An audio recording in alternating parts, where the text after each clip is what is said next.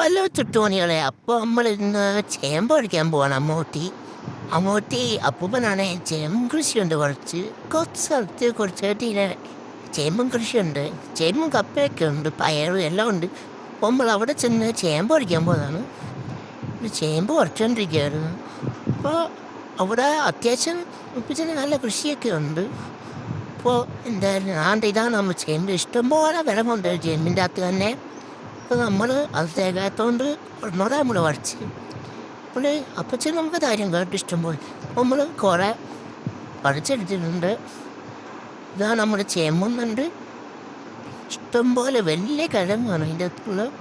ഇത് ചെളിമണ്ണായതുകൊണ്ടായിരിക്കണം അത്ര നന്നായിട്ട് വളർന്നത്.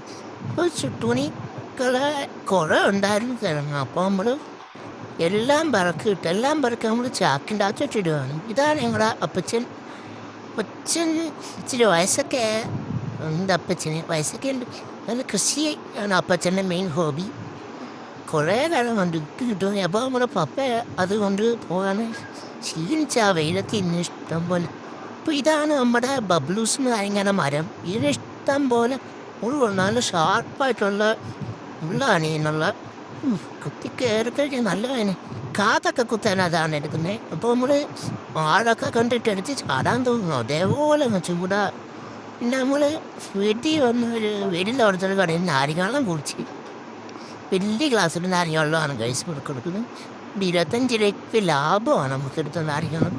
അപ്പോൾ നമ്മൾ അതെല്ലാം കുടിച്ച് എനിക്ക് ചെറിയൊരു പനിയുടെ ഒരു ഇതുണ്ടായിരുന്നു. അപ്പോൾ എല്ലാവരും പോയി.